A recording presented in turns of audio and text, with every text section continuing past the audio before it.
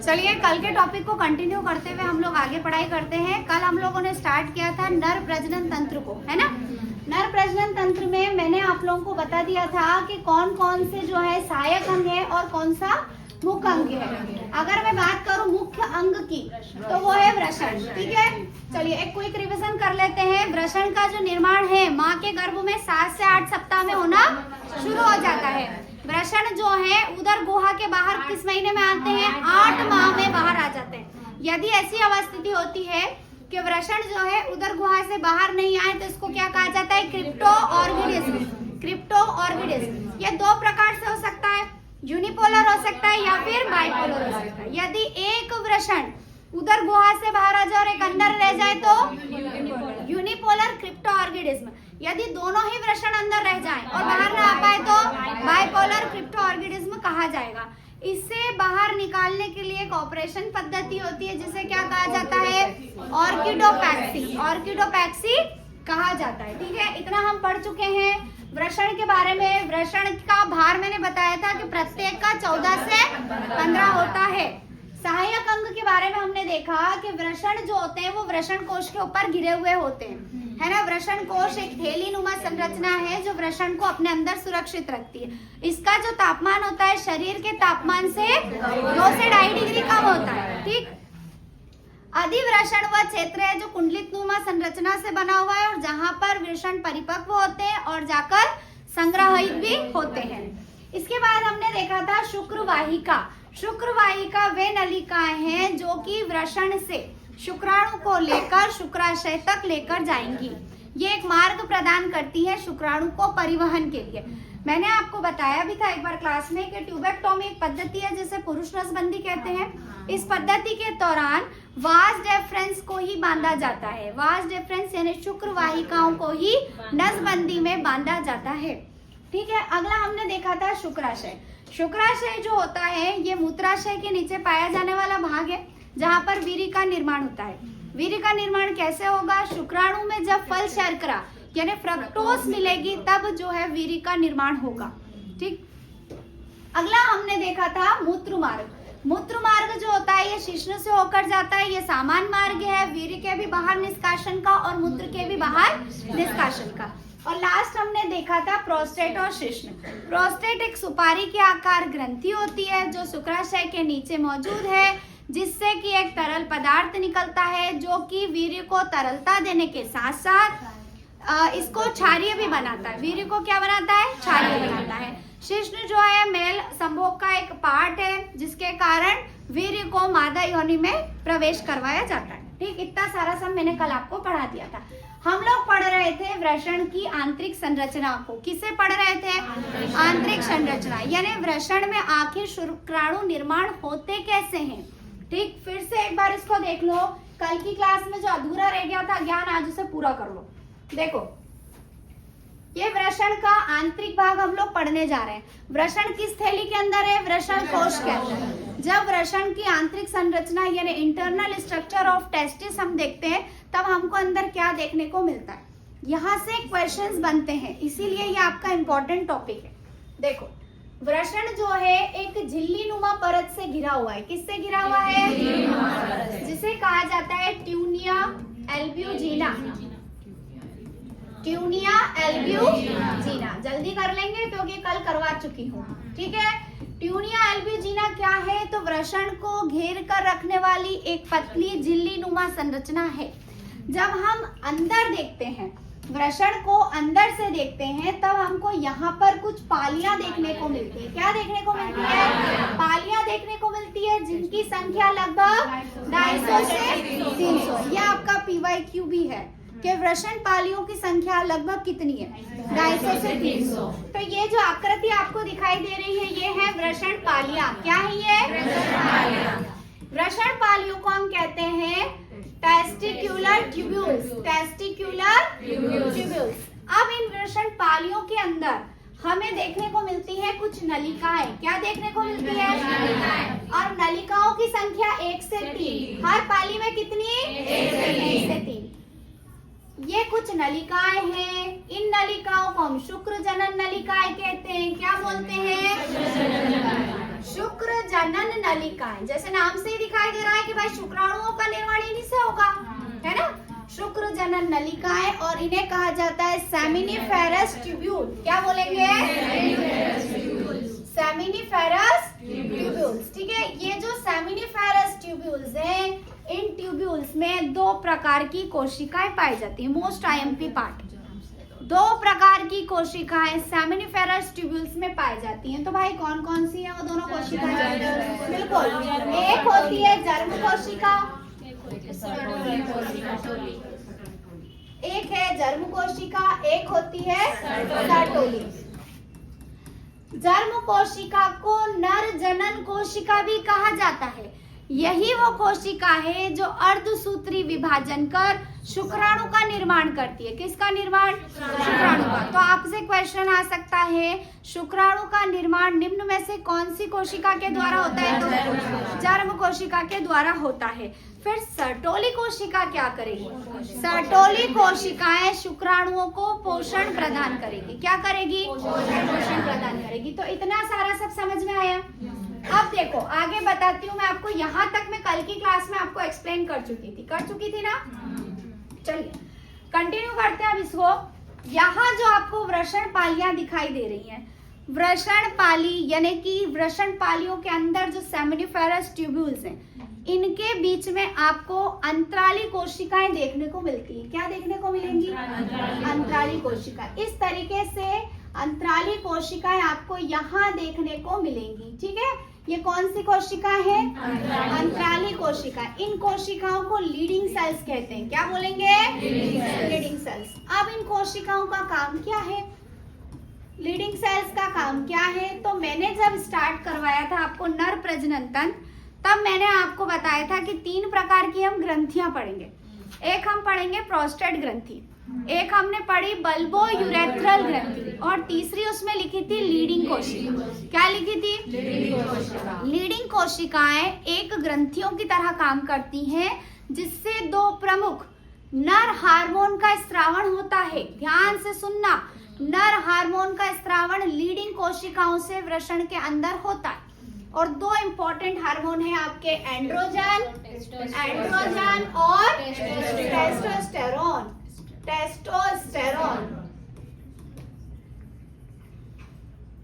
Testosterone और androgen 2 प्रमुख नर हार्मोन है, जिनका स्रावण लीडिंग कोशिकाओं से होता है। फिर से देखो, वृषण की आंतरिक संरचना एक झिल्ली नुमा आकृति से घिरा हुआ है, जिसको क्या कहा?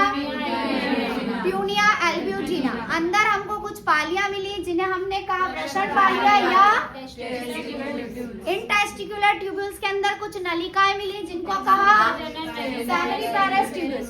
इन सेमिनिफेरल ट्यूब्यूल्स में 2 प्रकार की कोशिकाएं, जर्म और सर्टोली। अच्छा, शुक्राणु का निर्माण कौन सी कोशिका करेगी? जर्म कोशिका। और शुक्राणुओं को पोषण कौन देगा? सर्टोली कोशिका।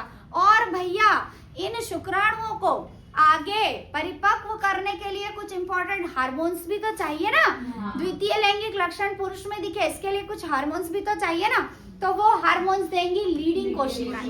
लीडिंग कोशिकाओं को अंतराली कोशिका कहा जाता है, जो कि सेमिनिफेरस ट्यूब्यूल के पास हमको देखने को मिलती है। और इससे 2 प्रमुख नर हार्मोन्स निकलते हैं, एंड्रोजन, टेस्टोस्टेरोन। एंड्रोजन हार्मोन शुक्राणु निर्माण के लिए प्रेरित करता है। क्या करता है? यानी कि ये प्रेरित करेगा इन सेमिनिफेरस ट्यूब्यूल्स को कि समय हो चुका है और अब शुक्राणु का निर्माण बच्चे में प्रारंभ किया जाए, बच्चा किशोरावस्था की ओर बढ़ रहा है। ये काम करेगा एंड्रोजन। कौन करेगा? एंड्रोजन। तो टेस्टोस्टेरोन क्या करेगा? टेस्टोस्टेरोन बच्चे में द्वितीय लैंगिक लक्षण दिखाएगा, यानी कि उसके चाल में बदलाव, उसका बॉडी स्ट्रक्चर चेंज होगा, ब्रॉड शोल्डर हो जाएंगे, यानी कि शोल्डर चौड़ा हो जाएगा, दाढ़ी मूंछ आने लगेगी, आवाज में भारीपन आएगा, द्वितीय लिंग के प्रति आकर्षण होगा, यानी नेक्स्ट व्यक्ति के बंदे के प्रति उसको अफेक्शन होने लगेगा। ये सब सेकेंडरी सेक्सुअल कैरेक्टर है। सेकेंडरी सेक्सुअल कैरेक्टर कौन दिखाएगा? जबकि एंड्रोजन जो है वो स्पर्म फॉर्मेशन के लिए स्टिमुलेट करेगा। किसे? सेमिनिफेरस ट्यूब्यूल्स को। तो ये दोनों हार्मोन जो है मेन इंपॉर्टेंट मेल हार्मोन्स है। ठीक, अगर किसी नर में मान लिया जाए एस्ट्रोजन का स्त्रावण हो गया, तो एस्ट्रोजन का स्त्रावण हो जाने के कारण द्वितीय लैंगिक लक्षणों में मादा वाले लक्षण दिखाई देने लग जाते हैं। क्या दिखाई देने लगते हैं? मादा वाले लक्षण। ठीक है। अच्छा, मैंने कुछ सिंड्रोम्स भी बताए थे, इससे रिलेटेड है क्लाइनफिल्टर सिंड्रोम। कौन सा सिंड्रोम है? क्लाइनफिल्टर सिंड्रोम। क्लाइनफिल्टर सिंड्रोम जो है, इसमें पुरुष को एक एक्स गुणसूत्र ज्यादा मिल जाता है, और एक्स गुणसूत्र ज्यादा मिल गया मतलब एस्ट्रोजन का स्त्रावण होगा। एस्ट्रोजन का स्त्रावण होगा यानी कि स्त्री वाले कैरेक्टरिस्टिक उसके अंदर दिखाई देंगे। ठीक है, चलो कम टू द नोट्स। हमारे नोट्स पे आ जाओ फटाफट से। चलो, यही सारा सब यहाँ पर लिखा हुआ है, यहाँ से पढ़ेंगे हम इसकी आंतरिक संरचना। ठीक है, चलो बस यही पढ़ना है आज और आगे बढ़ेंगे। विषवृषण जो है एक पतली झिल्लीनुमा संरचना ट्यूनिया एल्ब्यूजिना से घिरा हुआ है। वृषण का जो आंतरिक भाग है उसमें 250 से 300 बिल्कुल प्रत्येक वृषण पाली में 1 से 3 शुक्रजनन नलिका जिसे सेमिनिफेरस। इन शुक्रजनन नलिकाओं में 2 प्रकार की कोशिका है, germ cell, Sertoli. Germ cell क्या करेगी? शुक्राणु निर्माण। सर्टोली क्या करेगी? अब शुक्रजनन नलिकाओं के बीच में हमें अंतराली कोशिकाएं, जिन्हें लीडिंग सेल्स कहते हैं, ये पाई जाती है, जिनसे पुरुष लैंगिक हार्मोन्स एंड्रोजन और टेस्टोस्टेरोन का स्रावण। एंड्रोजन क्या करेगा? शुक्राणु उत्पादन में सहायता, जबकि टेस्टोस्टेरोन लैंगिक लक्षणों के विकास में सहायता करेगा। दोनों का काम समझ में आ गया। क्वेश्चन आ जाता है कि एंड्रोजन हार्मोन का स्रावण निम्न में से कहां से होगा? तो Leydig cells. Leydig cells. Germ कोशिका क्या करेंगी? शुक्राणुओं का उत्पादन करेगी। ठीक है, अगर पूछा जाए शुक्राणुओं को पोषण कहां से मिलेगा? Sertoli cell. वीर्य का निर्माण कहां होगा? शुक्राशय। शुक्राशय में क्या हो रहा है? वीर्य का निर्माण हो रहा है। ठीक है, वीर्य को आगे बढ़ाएंगे मूत्र मार्ग से, शुक्राणु आगे बढ़ेगा वास डेफरेंस से, जिसे शुक्रवाहिका कहा गया है। शुक्रवाहिका में वीर्य नहीं होता, केवल शुक्राणु होते हैं। शुक्राणुओं को शुक्रवाहिका लेके शुक्राशय तक जाएगा और फिर शुक्राशय में सीमन फॉर्मेशन होता है। क्लियर है? तो आगे देखते जाओ। ये वही स्ट्रक्चर है अंतर का, जिसमें आपको देखने को मिलेंगे ये सेमिनिफेरस ट्यूब्यूल्स, ये झिल्ली है ट्यूनिया एल्ब्यूजिनिया। ठीक है, चलो वृषण कोश, इसके बारे में मैं कल बता चुकी हूँ। अधिवृषण देख लो, शुक्राणुओं का संग्रहण स्थान, 6 से 7 मीटर लंबी एक कुंडलित संरचना है। वृषण कोश को किससे जोड़ेगी? शुक्रवाहिका से, है ना। शुक्रवाहिका नलियां हैं 2, कल बताया था स्ट्रक्चर से। अधिवृषण में शुक्राणुओं का परिपक्वन होता है। परिपक्वन क्या है? देखो, जब तक किसी शुक्राणु की पूंछ नहीं बनती, यानी फ्लैजिला का निर्माण नहीं होता, उसमें मोबिलिटी नहीं आती, यानी उसमें गति नहीं आती। शुक्राणु का हेड का निर्माण हो जाएगा वृषण के अंदर, लेकिन उसका परिपक्वन यानी उसमें माइटोकॉन्ड्रिया और फ्लैजिला जो है वो कहाँ बनेगा? अधिवृषण।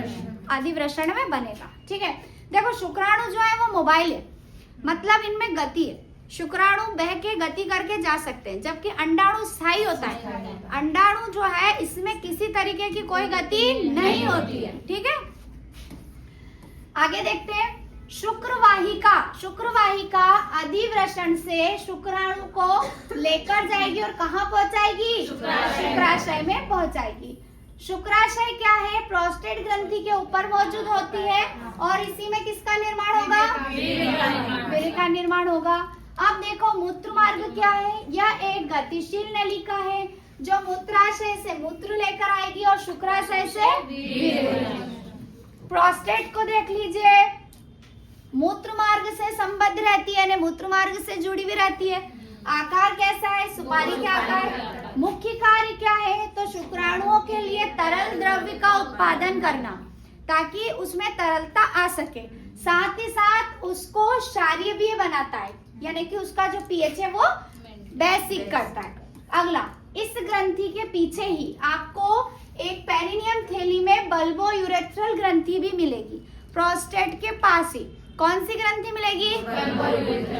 ये ग्रंथि क्या करती है कि यौन उत्तेजना के दौरान ही स्रावित होती है। इसे काउपर ग्रंथि भी कहते हैं और इसका काम है कि मूत्र मार्ग की अम्लीयता को कम करना। ठीक है, क्योंकि अगर वीर्य में अम्लता आई तो शुक्राणु मर जाएंगे। ठीक है, वीर्य को लंबे समय तक के प्रिजर्व्ड रखने के लिए जरूरी है उसमें बेसिक नेचर हो। तो मूत्र मार्ग की अम्लता को कौन सी ग्रंथि कम करेगी? बल्बोयूरेथ्रल ग्रंथि। ठीक, आगे देखो, पेनिस जो है मूत्र विसर्जन और संभोग का समान मार्ग होता है, इसी के माध्यम से प्रजनन के दौरान शुक्राणु मादा योनि में प्रवेश करते हैं। क्लियर है, पूरा हो गया। अब जो पढ़ना है, देखो ये पूरा स्ट्रक्चर बता चुकी थी मैं। वृषण में शुक्राणु बनेंगे, इकट्ठे कहाँ होंगे? अधिवृषण में। शुक्र वाहिका से ट्रेवल होके जाएंगे शुक्राशय, यहाँ पर वीर्य मिलेगा, वीर्य से ये जो होंगे तरल हो जाएंगे, आगे बढ़ेंगे और यहाँ प्रोस्टेट ग्रंथि है। प्रोस्टेट ग्रंथि इनको क्या करेगी? छारी बनाएगी। नीचे इसके बल्बोयूरेथ्रल ग्रंथि है जो कि मूत्र मार्ग की अम्लीयता को कम करेगी। ये मूत्र मार्ग है जो कि सामान्य मार्ग होता है मूत्र विसर्जन का भी और वीर्य को ले जाता है। ये पूरा आपका जो है नर प्रजनन तंत्र कंप्लीट होता है। अब आगे क्या पढ़ना है देखो, इसमें आपको कुछ बीमारियां भी पढ़नी है जो आपको प्रीवियस ईयर उसने पूछी है, जो कि आपको पता होना चाहिए कि किस अंग से कौन सी बीमारी जो है वो संबंधित है। नींद को उड़ाओ, जोश में आओ, ध्यान से पढ़ो, इससे क्वेश्चन बनेगा। ठीक, चलो पहला देखो एपिडिडाइमिस, सीधे सीधे पूछेगा एपिडिडाइमिस क्या है। कल कुछ पूछ रहे थे कि क्यों मैडम इंग्लिश नेम भी याद रखना है, क्योंकि अगर पता नहीं होगा कि अधिवृषण को एपिडिडाइमिस बोलते हैं तो हमको नाम याद नहीं रहेगा। एपिडिडाइमिटिस एक बीमारी है जो अधिवृषण पे होगी। किस पे होगी? क्योंकि अधिवृषण का ही इंग्लिश वर्जन क्या है? एपिडिडाइमिस। ठीक, देखो वृषण में अगर सूजन और जलन होगी तो इसे हम बोलेंगे एपिडिडाइमिस। अगर वृषण की जगह अधिवृषण भी आ जाए तो भी एपिडिडाइमिस है, ध्यान रखिएगा। नेक्स्ट हाइड्रोसिल, देखो हाइड्रोसिल एक ऐसी कंडीशन होती है, ये मोस्टली छोटे बच्चों में देखने को मिलती है। ठीक, हाइड्रोसिल में वृषण में क्या भरा जाता है? पानी भरा जाता है और तरल पदार्थ का भर जाना कहलाता है हाइड्रोसिल। हाइड्रो से आप याद रख लेना पानी। ठीक है, अगली चीज है आपकी हाइपोगोनेडिज्म। क्या है? टेस्टोस्टेरोन हार्मोन का कम स्रावण, यानी कि यदि किसी पुरुष में हाइपोगोनेडिज्म है तो साथ में उसको गायनिकोमिस्टिया भी हो जाता है। गायनिकोमिस्टिया एक ऐसी प्रॉब्लम है जिसमें पुरुष में स्तन का विकास होने लगता है। क्या है ये? गायनिकोमिस्टिया। गायनिकोमिस्टिया हाइपोगोनेडिज्म के साथ कहीं ना कहीं रिलेटेड है, क्योंकि टेस्टोस्टेरोन का हार्मोन कम, यानी पुरुष में द्वितीय लैंगिक लक्षणों का दिखाई देना कम, और अगर इसके साथ एस्ट्रोजन का लेवल पीक पे आ जाए या बढ़ जाए किसी पुरुष में तो उसमें गायनिकोमिस्टिया हो जाता है, अर्थात एक पुरुष के अंदर स्त्री जैसे स्तन का विकास होने लगता है। अगली चीज टेस्टिकुलर कैंसर, सीधे सीधे आ जाए। टेस्टिकुलर कैंसर क्या है? तो वृषण का कैंसर है। अगला देखो प्रोस्टेटाइटिस, प्रोस्टेट ग्रंथि में सूजन, दर्द और जलन, ये उम्र के साथ 50 प्लस वालों को एक बहुत सामान्य बीमारी के रूप में जाना जाता है। ठीक है, प्रोस्टेट कैंसर, प्रोस्टेट में होने वाला कैंसर। प्रोस्टेट एक ग्रंथि है जो कि मैंने आपको बताई शुक्राशय के नीचे है, बल्बोयूरेथ्रल के ऊपर है, मूत्र मार्ग से संबद्ध रखती है अपना, और इसमें अगर सूजन आ जाए तो इसे कहेंगे प्रोस्टेटाइटिस। अगर इसमें कैंसर हो तो प्रोस्टेट का कैंसर। ये बीमारियां हो गई। अब जो पढ़ना है इम्पोर्टेंट है वो शुक्राणु है भाई। क्या आखिर शुक्राणु होता कैसा है, दिखता कैसा है, काम कैसे करता है? ध्यान से देखो, शुक्राणु कोशिकाएं कहाँ बनेंगी? तो जो वृषण में शुक्राणु बनने की प्रक्रिया उसे कहते हैं शुक्राणु जनन। क्या बोलते हैं? प्रक्रिया पूरी बता चुकी हूँ, है ना। शुक्राणु जनन कोशिकाएं जिन्हें हम कहते हैं सेमिनिफेरस ट्यूब्यूल्स, इनके अंदर जर्म कोशिकाएं जो कि शुक्राणु बनाती हैं। ठीक है, अब इसे इंग्लिश में पूछे तो स्पर्मेटोजेनेसिस। स्पर्मेटोजेनेसिस प्रक्रिया के द्वारा स्पर्म यानी शुक्राणु का निर्माण होता है। शुक्राणु तब परिपक्व होते हैं जब उनमें पूंछ अर्थात फ्लैजिलम का निर्माण होता है। क्वेश्चन आ जाता है कि शुक्राणु कब परिपक्व होते हैं? ठीक है, शुक्राणु की लंबाई कितनी है? बहुत छोटी।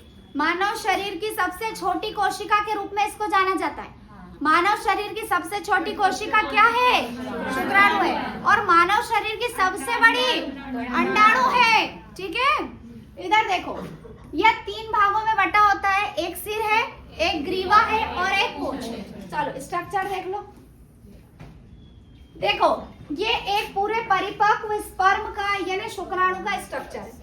एक वीर्य के इजैकुलेशन में यानी जब एक सीमेन का इजैकुलेशन होता है तब मिलियंस के साथ में स्पर्म इजैकुलेट होते हैं, लाखों की तादाद में, जिसमें से कोई एक स्पर्म जाके एक अंडाणु के साथ निषेचित होता है।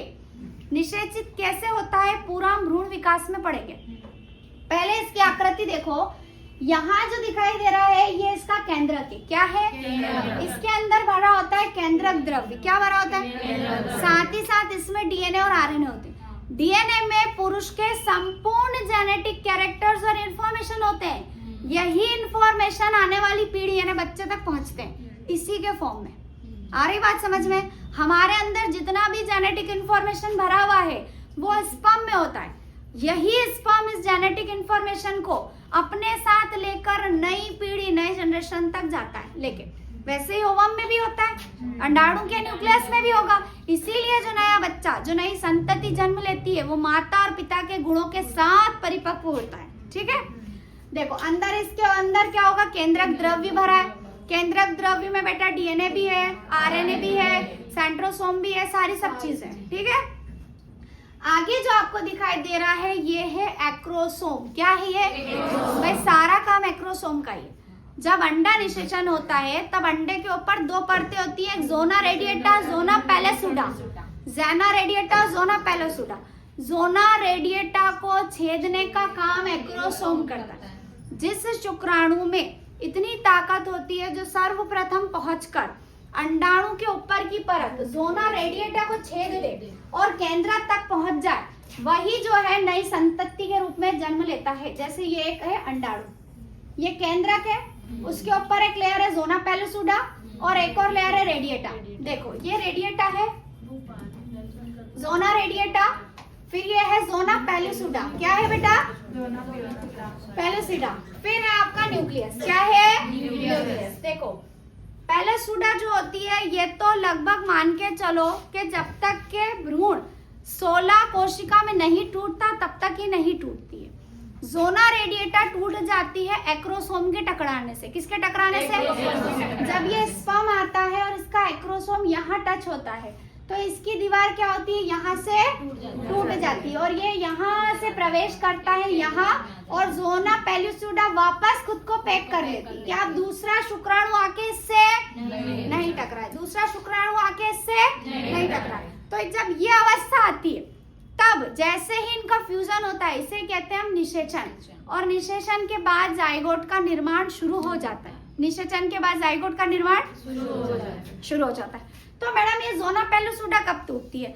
भाई जब फैलोपियन ट्यूब में ये 1 से 2 में टूटेगी, 2 से 4 में, 4 से 8, 8 से 16 कोशिकाओं में जब ये टूटती है इसे हम कहते हैं ब्लास्टोमियर।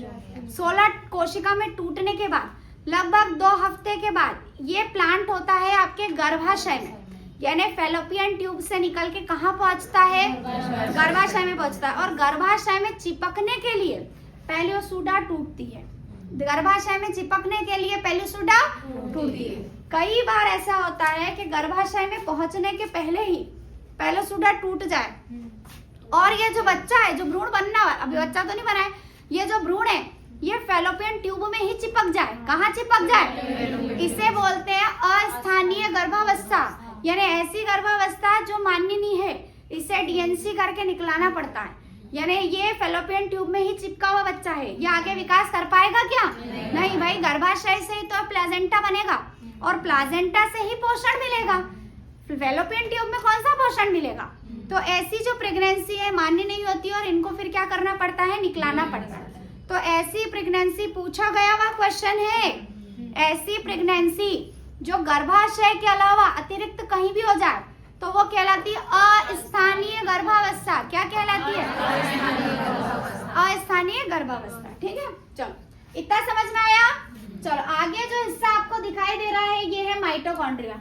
माइटोकॉन्ड्रिया ऊर्जा देता है शुक्राणु को गति के लिए। शुक्राणु आगे बढ़ेगा, उसके लिए ऊर्जा चाहिए, ऊर्जा कौन देगा? पीछे जो स्ट्रक्चर है इसे हम एक्सियल फिलामेंट या फ्लाजिला कहते हैं। क्या बोलते हैं? फ्लाजिला। फ्लाजिला जो है स्पर्म की पूंछ होती है जिसके सारे स्पर्म मोबिलिटी यानी आगे की ओर बढ़ता है। इतना सब क्लियर है? इसी के साथ नर प्रजनन तंत्र आपका पूरा कंप्लीट होता है। ये पीडीएफ आपके पास मौजूद है। आज हम लोग स्टार्ट करेंगे मादा प्रजनन तंत्र। किसको शुरू कर रहे हैं? अच्छा, ये पूरा क्लियर? कोई दिक्कत, कोई दुख परेशानी? कौन सा वाला था? चल नालायक लड़की, गलत जानकारी देती। चल अरे खुलो। चलिए आज जो हम टॉपिक स्टार्ट कर रहे हैं मोस्ट टाइम पे टॉपिक है फीमेल रिप्रोडक्टिव सिस्टम। ठीक, ध्यान से इसको समझेंगे। चलो, नर प्रजनन तंत्र में कोई दिक्कत परेशानी? पूरा क्लियर, बहुत अच्छे से। अब मादा रिप्रोडक्टिव सिस्टम को अच्छे से समझेंगे, बहुत अच्छे से। ठीक, मादा रिप्रोडक्टिव सिस्टम देखो, इसमें भी एक मुख्य अंग होता है और बाकी के सहायक अंग होते हैं। एक चीज जो पिछले वर्ष पूछी गई, योनि क्या है? बाहरी अंग है कि आंतरिक अंग है? अरे ये आंतरिक अंग है। लास्ट ईयर भी सब यही लगा के आयो। योनि जो है वो आंतरिक अंग है। योनि द्वार जिसे वुल्वा कहते हैं, ये बाहरी अंग है भाई, ये बाहरी अंग है। योनि एक पूरा मार्ग है जो अंदर है, जो अंदर है, और ये लेकर जाता है सर्विक्स तक यानी गर्भाशय ग्रीवा तक। इसलिए योनि को कहा गया है आंतरिक अंग। और जो बाहरी है वो है योनि द्वार जिसे कहा गया वुल्वा। क्या कहा? वुल्वा। देखो इसीलिए ये बनाया है, आपके पूरे पीवाईक्यू को कवर करके आपके नोट्स बनाए कि कोई चीज भी ना छूटे। सीधे सीधे कहीं भी देखोगे तो आपको मिलेगा मादा प्रजनन तंत्र बस, और उसके अंग पूरे बताए, मुख्य कौन से, सहायक कौन से। नर में भी कराए क्योंकि पिछले साल पूछा था निम्न में से मुख्य अंग कौन सा है, तो वृषण। ठीक है, नोट्स में हमारा पूरा है। ठीक, इधर देखो, अगर मादा प्रजनन तंत्र की मैं बात करूं तो मुख्य अंग इसमें क्या हो जाएगा? भाई देखो, जैसे कि मेल में मेन है वृषण क्योंकि वो बनाएगा शुक्राणु। यहाँ पर मेन क्या हो गया? क्योंकि वो बनाएगा अंडाणु। बाकियों का कोई काम ही नहीं। मान लो अगर कोई महिला है जिसमें ओवरी नहीं है तो बाकी के मादा प्रजनन तंत्र का कोई काम ही नहीं रह गया, कोई काम नहीं रह गया। इसीलिए मादा प्रजनन तंत्र का मेन पार्ट क्या है? ओवरी है, अंडाशय है। अब इसके बाकी के अंग देखो, इसमें सहायक अंग दो तरह के, एक आंतरिक है, एक बाहरी। आंतरिक अंग वो है जो शरीर के अंदर मौजूद है। कौन कौन से भाई? Fallopian tube. फैलोपियन ट्यूब को अंडवाहिनी, डिंब वाहिनी दोनों बोलते हैं। क्या बोलते हैं?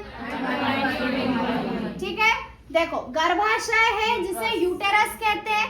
गर्भाशय वो मेन ऑर्गन है जिसके अंदर भ्रूण का पूरा के पूरा विकास होता है। भ्रूण को पोषण देता है, भ्रूण को सुरक्षा देता है, सारा सब कुछ कौन करता है? गर्भाशय। 9 माह तक भ्रूण को अपने अंदर रखता कौन है? गर्भाशय। अगला चीज ग्रीवा, सर्विक्स। गर्भाशय का वो वाला छोर वाला हिस्सा जो योनि से जाकर मिलता है वो ग्रीवा यानी कि सर्विक्स। अगली चीज है आपकी योनि। योनि एक मार्ग है और आंतरिक अंग है। योनि एक मार्ग है और आंतरिक अंग है जो वीर्य को लेकर आपका पहुंचेगा गर्भाशय तक, इसीलिए ये आंतरिक अंग है। और योनि द्वार जिसे कहते हैं वुल्वा, वुल्वा जो है वो बाहरी अंग है। वो कौन सा अंग है? बाहरी अंग। ठीक है, चलो अंडाशय स्टार्ट करते हैं हम। इसके पहले चलो एक सेकंड, अरे यार मैंने आपको स्टार्टिंग करवाई थी, पेल्विस पढ़ाया था। पेल्विस के बारे में बताया था कि इसके अंदर सब जो है अंग होते हैं। वुल्वा इसका नोट अभी मिल जाएगा आज आपको, है ना? जल्दी आ जाओ, समय मत लगाओ।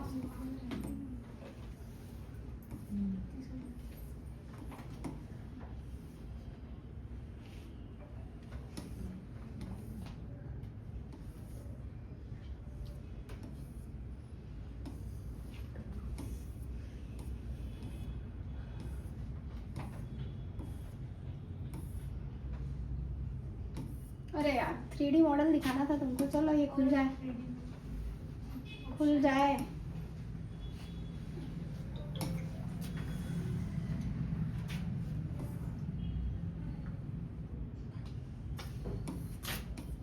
ऐसी तो प्रॉब्लम होती है यार।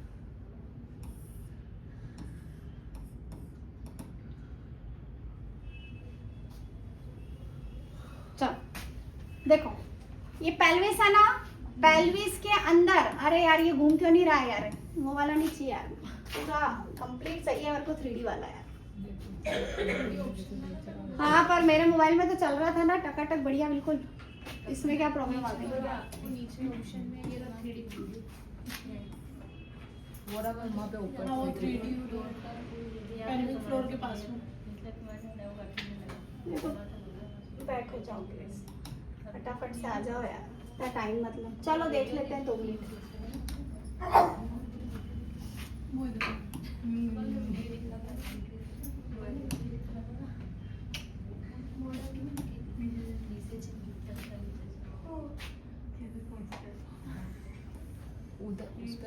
नहीं नहीं आएगा यार, मेरे को मालूम है ना, मैं पहले भी कर चुकी हूँ, उसको ही नहीं आता है।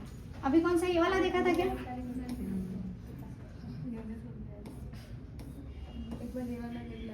कौन सा वाला? कौन सा? इसमें क्लियर ही नहीं है ना इमेज जो दिखाना है आपको।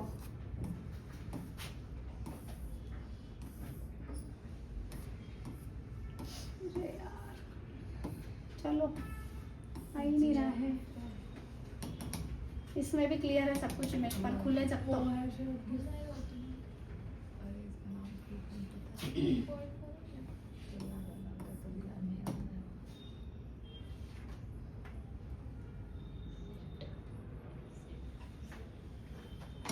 चलो आ जाओ यार, फटाफट लगता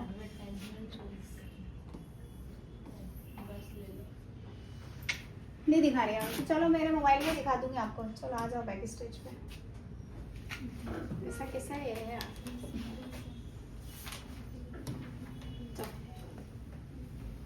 देखो सबसे पहले आपको बता दूं मैं, तो हम लोग अंडाशय यानी ओवरी जो कि मेन ऑर्गन है, इससे बात करते हैं। ठीक, अंडाशय ओवरी यानी प्रत्येक मादा में एक जोड़ा अंडाशय होता है। यह मादा प्रजनन तंत्र का क्या है? मुख्य अंग है। चलो यहाँ पर एक स्ट्रक्चर होगा, इसको देख लो। देखो यहाँ इस स्ट्रक्चर में ये 2 ओवरीज आपको दिखाई दे रही है। क्या दिखाई दे रही है? 2 ओवरीज आपको दिखाई दे रही है। यहाँ पर ये जो है और यहाँ पर ये जो है, ये दोनों ही क्या है? ओवरीज है। ठीक है, इन ओवरीज में समय समय पर हर मंथ के हिसाब से अंडाणु का निर्माण होता है। यानी अगर फर्स्ट मंथ में इधर वाली ओवरी एक्टिव है तो ये वाली अगले मंथ में नहीं एक्टिव होगी और ये वाली एक्टिव हो जाएगी। अंडाणु जब बनते हैं, परिपक्व होते हैं, इन ओवरी से रोल डाउन होते हैं। किसकी सहायता से? ये जो फ्रिम्बरी दिख रही है ना आपको, उंगली नुमा संरचना, ये पूरा के पूरा फैलोपियन ट्यूब है। क्या है ये? देखो ये पूरा यहाँ से लेकर के यहाँ एक सकरी सी नली है और ये पूरा ऊपर का जो भाग है ये पूरा फैलोपियन ट्यूब है। क्या है ये? फैलोपियन ट्यूब है। 2 पार्ट्स में बटा हुआ है। ठीक है, अंडाणु परिपक्व होकर फैलोपियन ट्यूब के भाग में पहुंचते हैं। यहाँ पहुंचने के बाद यहाँ पर निषेचन होता है। किससे? शुक्राणु से। शुक्राणु से निषेचन हमेशा ध्यान रखना कहाँ होगा? Fallopian tube. ये वाला जो भाग आपको दिखाई दे रहा है ना, ये है पूरा गर्भाशय। क्या है ये? पूरा गर्भाशय, जिसे यूटेरस कहा जाता है। ठीक, इसके नीचे आप देखो यहाँ वाला जो हिस्सा ये जो है, ये पूरा के पूरा ये कर्विक्स ही है। ये वाला जो हिस्सा है ना, ये भी पूरा कर्विक्स है। ठीक, नीचे है वेजाइना। वेजाइना योनि ये आंतरिक है, इसीलिए देखो इंटरनल में दिखाया है, इसमें एक्सटर्नल नहीं दिखाया गया है। वुल्वा जो है वो एक्सटर्नल पार्ट होता है। ठीक है, चलो कभी यार ये आ जाए तो यार एक बार इससे बहुत बढ़िया से समझ में आता है यार। चलो इधर ही देख लो, इसको ही देख लो। तो ओपन भी तो प्रॉपर नहीं हो रहा। चला है क्या? चल क्या रहा है वो? चलो किसी में भी समझा देती हूँ। 3D नहीं चला तो बिना 3D के ही समझो, क्या करो। हाँ वेतन पे भेज रहा है वो स्ट्रक्चर। हाँ चल भी बहुत स्लो चल रहा है वो।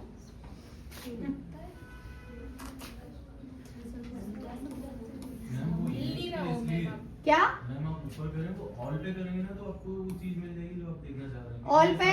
हाँ, चलो एक सेकंड, ऑल पे मिलेगा। हाँ, चलो एक बार चेक करते हैं इसलिए वो फोटो भी ले जा रहा है। किस पे करना है। ऑल पे करें, उसमें जो साइड आ जाएगा जैसा आपने मोबाइल में देखा था वो देखिए ऑल पे एक बार टच करें चलो ऑल पे करके देखते हैं, इसमें देखूं। एक बार ट्राई कर लीजिए। चलो एक बार कोशिश कर लेते हैं, आप कह रहे हैं तो। और मेरा उसमें तो इमेज पे भी आ गया था यार। देखिए हाँ इसमें तो है, बट ये प्ले होगा ना, वो खुद से नहीं चलेगा। जो मैं चलाना चाह रही हूँ ना वैसा नहीं चलेगा। चलो कोई बात नहीं, ऐसे ही एक्सप्लेन कर देते हैं, कोई दिक्कत परेशानी नहीं है यार।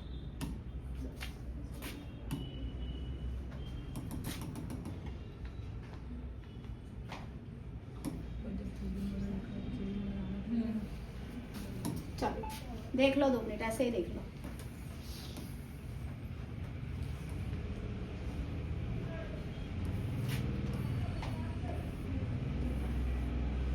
चलो एक ढंग का भी तो मॉडल नहीं है जिससे सही साथ एक्सप्लेन किया जाए, जो मैंने देखा था यार के चलो इससे समझा दिया जाएगा बेसिकली।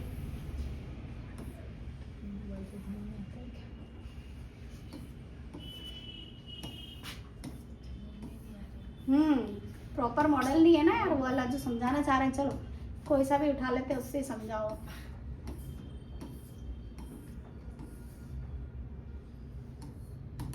ये वाला ही ओपन करो।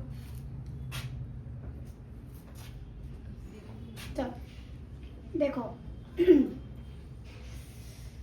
ये पूरा के पूरा मैंने आपको बताया था, बाहर का जो स्ट्रक्चर है ये पूरा पेल्विस है। पेल्विस के अंदर जो गुहा होती है, इस गुहा के अंदर पूरा के पूरा प्रजनन तंत्र होता है। इसके अंदर क्या होता है? प्रजनन तंत्र पूरा इसके अंदर होता है। अब यहाँ पर ध्यान देने वाली चीजें क्या है जो मैं बताना चाह रही हूँ, ध्यान से देखो। देखो कैसा होता है गर्भ, गर्भ समझाने की कोशिश कर रही हूँ आपको। वो अभी तो आए, कहाँ चले गए वो? चलो देखो ध्यान से, यहाँ पर जो होता है ऑर्गन में आपको 3 छिद्र दिखाई देते हैं। यहाँ पर ये वाला जो स्ट्रक्चर है ये पूरा के पूरा गर्भ है। क्या है ये? इसी को ही बच्चेदानी भी कहते हैं। आ रही बात समझ में? तो अगर इसका साइड स्ट्रक्चर मैं आपको बना के बताऊं तो ये देखो, ये है मूत्राशय, ये दिख रहा है ना ब्लेडर, ये मूत्राशय, ये मूत्राशय है। और मूत्राशय के पीछे सबसे लास्ट में बीच का गर्भ छोड़ दो, ये रेक्टम है। रेक्टम यानी वही आपकी बड़ी आंत आ रही है, बड़ी आंत का अंतिम छोर यानी कि मलशय या मलाशय, ठीक है। मलाशय और मूत्राशय के बीच में, मलाशय और मूत्राशय के बीच में गर्भ इस तरीके से होता है, झुका हुआ। कैसा होता है? झुका हुआ होता है। झुका हुआ इस तरीके से गर्भ होता है जिसे गर्भाशय कहते हैं। तो गर्भाशय का झुका हुआ होना भी प्रेगनेंसी के लिए बहुत इंपॉर्टेंट होता है। हल्का सा जो गर्भ होता है वो आगे मूत्राशय के ऊपर झुका हुआ होना चाहिए। कैसा होना चाहिए? झुका हुआ होना चाहिए। तो गर्भाशय किसके बीच में है? मूत्राशय और मलाशय के बीच में, ठीक है। ये देखो यहाँ पर यूटेरस दिखाई दे रहा है आपको। ये दोनों के दोनों जो है ओवरी भी है। यहाँ पर बीच में क्या है? फैलोपियन ट्यूब है। यहाँ पर निषेचन की प्रक्रिया होगी। कहाँ होगी? निषेचन की प्रक्रिया। और जब एक कोशिका 16 कोशिका में डिवाइड हो जाएगी तब जाके ये इम्प्लांट किस पे होगा? यूटेरस पे हो जाएगा। जब बच्चा नहीं होता यूटेरस में तब यूटेरस का साइज होता है 7 से 7.5 सेंटीमीटर। कितना होता है? परंतु इसका साइज इतना ज्यादा बढ़ जाता है कि ये हिप बोन से बाहर निकल के जीफी स्टर्नम तक पहुंच जाता है 40वें सप्ताह में। इतना ज्यादा इसका साइज जो है वापस बढ़ जाता है, ठीक है। चलो अब इसको फटाफट से एक बार देख लो, उसमें भी स्ट्रक्चर में मैं आपको समझा दूं। चलो देखो ओवरी के बारे में देखो तो एक जोड़ा अंडाशय यानी 2 ओवरी। कितनी ओवरी मिलेंगी? 2 ओवरी मिलेंगी। मादा प्रजनन तंत्र का मुख्य अंग है, किससे घिरा है? तो पेरिटोनियम झिल्ली से घिरा है, ठीक है। ये झिल्ली उदर गुहा से यानी कि पेट से सटी हुई होती है। अंडाशय का जो बाहरी भाग है वो एपिथेलियम झिल्ली का बना हुआ होता है, जिसे क्या कहते हैं हम? जनन एपिथेलियम कहते हैं, ठीक है। इसी जनन एपिथेलियम से अंडाणुओं का निर्माण होता है। आगे देखो अंडाशय का जो आंतरिक भाग है वो बनता है संयोजी ऊतक का। किसका बनता है? संयोजी ऊतक का। अब मुख्य कार्य क्या है भाई? तो अंडाणु का उत्पादन करना। और जैसे कि वृषण में भी हमने देखा लीडिंग कोशिका से 2 इम्पोर्टेंट हार्मोन एंड्रोजन और टेस्टोस्टेरोन बन रहे हैं। वैसे ही अंडाशय से भी इंपॉर्टेंट हार्मोन कौन कौन से? एस्ट्रोजन हार्मोन अंडाणु उत्पादन के लिए प्रेरित करेगा और प्रोजेस्टेरॉन द्वितीय लैंगिक लक्षण प्रदर्शित करेगा। रिलैक्सिन तब रिलीज होगा जब प्रसव का समय होगा और ये इसी योनि श्रोणी को क्या कर देगा? चौड़ा कर देगा ताकि प्रसव में आसानी हो सके। ठीक, चलो आगे देख लो एक बार और फटाफट से। ये स्ट्रक्चर है पूरा। स्ट्रक्चर के बाद देखो डिंब वाहिनी, अंडवाहिनी, एक ही चीज है, इसी को क्या बोलते हो? देखो इनकी संख्या 2 होती है, यानी इधर से इधर। ठीक है, आगे देखो पतली कुंडलित पेशीय नली है, मांसपेशियों की बनी हुई है जो गर्भाशय तथा अंडाशय को जोड़ती है। यानी यहाँ पर गर्भ है और यहाँ पर क्या होते हैं? अंडाशय होते हैं, है ना। स्ट्रक्चर में आपने देखा यहाँ पर क्या होता है? अंडाशय होते हैं और यहाँ क्या होता है? गर्भ होता है। इसकी लंबाई पूछी गई है, कितनी है? डिंब वाहिनी में भी 3 अंग होते हैं। कितने अंग होते हैं? 3। देखो ये वाला जो हिस्सा है इसको झालर या फिम्बरी कहते हैं। क्या बोलते हैं? इसका क्या काम है कि जब अंडे परिपक्व हो जाएंगे, जब निकलने लगेंगे ओवम से, तब ये झालर नुमा संरचना उनको अपने अंदर लेने की कोशिश करेगी और इकट्ठे कहाँ होते हैं? इनफंडिबुलम में। इनफंडिबुलम का ही ये हिस्सा है, इसीलिए इसको अलग नहीं माना है। 3 हिस्से हैं, एक का नाम है इनफंडिबुलम। इनफंडिबुलम में आगे उंगली नुमा संरचना है जिसे क्या बोलेंगे? झालर या फिम्बरी। पूछा जाएगा झालर का क्या काम है, तो यह उंगली नुमा संरचना है जो अंडज को यानी अंडाणु को डिंब वाहिनी में अंदर लेता है। और कीपक यानी इनफंडिबुलम, यहाँ दिख रहा है ना? इनफंडिबुलम ये क्या करेगा? अंडज को एकत्रित करेगा। ठीक, अब बीच वाला हिस्सा, यहाँ से आपका पीवाई क्यों है भाई? ओम्पुला यानी कि तुम्बिका, यहाँ से पूछा गया क्वेश्चन है। देखो ये वह फूला हुआ भाग है जिसमें क्वेश्चन आ जाए कि निषेचन की प्रक्रिया कहाँ होगी, तो ओम्पुला में यानी तुम्बिका में ही होगी। अगली चीज इस्थेमस। इस्थेमस क्या है? वो संकीर्ण पथ है। क्या है? देखो इधर देखो, यहाँ पर ये वाला जो हिस्सा है इसी को इस्थेमस कहते हैं। क्या बोलते हैं? मैंने ये बात बताई आपको।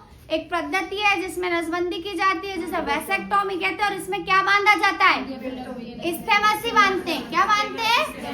इस्थेमस। देखिए इस्थेमस क्या है, तो इस्थेमस एक संकीर्ण पथ है। नसबंदी के दौरान इस्थेमस को बांधा जाता है और ये किससे जुड़ा हुआ है? फैलोपियन ट्यूब को गर्भाशय से जोड़ता है। ठीक है, चलो अब देखो जो बताया था वापस यहीं पर, एक्टोपिक प्रेगनेंसी यानी अस्थानिक गर्भावस्था, ये पूछा। एक्टोपिक प्रेगनेंसी या अस्थानिक गर्भावस्था क्या है? देखो यह एक ऐसी स्थिति है जिसमें निषेचन अंडाणु गर्भाशय की जगह कहीं और जैसे अंडवाहिनी या गर्भाशय ग्रीवा की दीवार से चिपक जाते हैं। और सामान्यतः तो ये कहाँ चिपकते हैं? अंडवाहिनी। देखो यहाँ पर हुआ निषेचन, यही होना चाहिए ओम्पुला में। निषेचन के बाद जो भी अंडाणु है वो 16 कोशिका में टूटेगा। 16 कोशिका में टूटने के बाद अंडाणु के ऊपर जो परत है जिसका नाम है जोना पेलुसिडा, जोना पेलुसिडा टूटेगी और अंडज जो है वो अब भ्रूण बना है और भ्रूण जाके चिपकना चाहिए किससे? गर्भाशय में। दूसरा हफ्ते की प्रक्रिया है ये, 2 से 3 हफ्ते में ये होना चाहिए, परंतु किसी वजह से जोना पेलुसिडा फैलोपियन ट्यूब में ही टूट जाए तो भ्रूण को लगेगा कि ये वही समय है जब मुझे जाकर इसकी दीवार से क्या करना है? चिपक जाना है। और ये फैलोपियन ट्यूब की दीवार पर ही चिपक जाती है।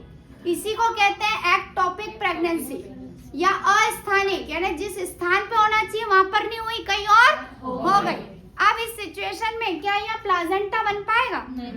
मैंने स्ट्रक्चर से पूरा बताया था कि प्लाजेंटा में माँ की दीवार जो गर्भाशय की दीवार है उससे भी क्या मिलता है भाई? पोषण मिलता है। तो अब यहाँ तो कुछ है ही नहीं यहाँ पर। अब मान लो कि यहाँ से लुढ़क के आया तो है गर्भाशय तक, पर यहाँ टूटने की जगह पहुंच गया है सर्विक्स तक और सर्विक्स पे कहीं जाकर चिपक गया तो भी ये अस्थानिक ही है, यानी ये मान्य नहीं है। इसको आपको डीएनसी यानी क्या नाम है? डीएनसी का डाइल्यूशन एंड क्यूरेट।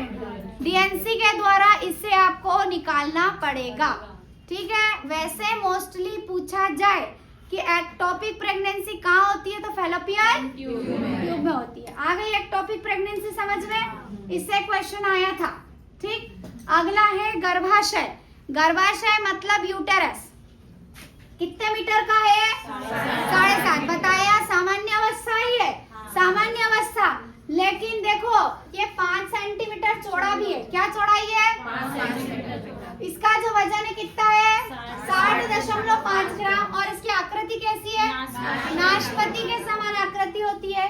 मुख्य काम है भ्रूण को गर्भावस्था के दौरान आश्रय देना, पोषण देना, सुरक्षा देना। मासिक चक्र को सुचारू रूप से भी कौन चलाएगा?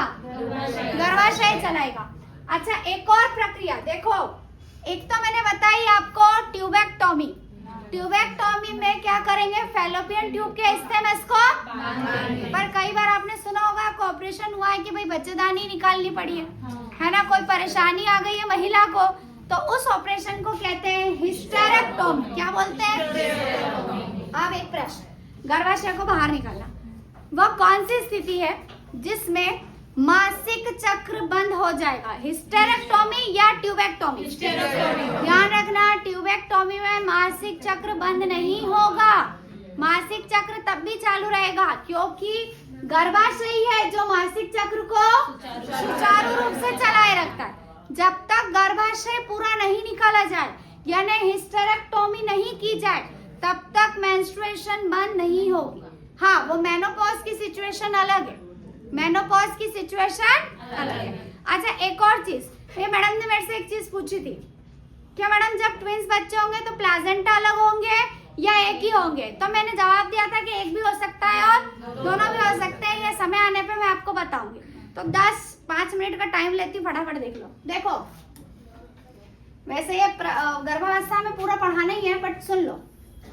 देखो, मैंने क्या कहा था कि ये है अंडाणु, ठीक है, और ये स्पर्म आ रहा है। स्पर्म का आगे का हेड है एक्रोसोम का। स्पर्म क्या करेगा? इसके अंदर पेनिट्रेट होगा और होते के साथ ही किसका निर्माण होने लग जाएगा? मतलब जाइगोट, फिटस, ठीक है, फिटस, कुछ भी बोल लो, ठीक। अब इस जाइगोट के निर्माण के बाद मान लिया जाए कि ये अंडाणु 2 भागों में टूट जाए, 2 भागों में टूट जाए, और दोनों ही जो भाग हैं अपने अपने रूप में 2 अलग-अलग फीटस का निर्माण करने लगे, 2 अलग-अलग फीटस का निर्माण करने लगे, तो इसको बोलेंगे मोनोजाइगोट ट्विंस। क्या बोलेंगे? मोनोजाइगोट ट्विंस। इन दोनों ट्विंस में एक ही प्लाजेंटा रहेगा और इनका सेक्स भी हमेशा एक ही रहेगा, यानी दोनों के दोनों लड़के होंगे या दोनों के दोनों लड़कियां होंगी। लेकिन इन केस के शुक्राणु भी आया है और अंडाणु भी आया है, लेकिन अंडाणु 2 हैं और दोनों से 2 शुक्राणु फ्यूज हुए हैं, तो वो बनेंगे डाइजाइगोटिक। क्या बनेंगे? Dizygotic twins. इसमें दोनों बच्चों का जो प्लाजेंटा है वो अलग अलग रहेगा और दोनों बच्चों के सेक्स भी आ रही बात समझ में? तो वो डिपेंड करता है कि बच्चे मोनोजाइगोटिक हैं या फिर मोनोजाइगोटिक में प्लाजेंटा एक ही, क्योंकि एक ही अंडाणु से निषेचन हुआ है, वो अंडाणु 2 भ्रूण में बटा, लेकिन यहाँ 2 अंडाणुओं से निषेचन हुआ है, तो दोनों का अपना अपना। चलो, आज का लेक्चर खत्म होता है, इसके आगे का कल। चलो, ये डाल दिया जाएगा।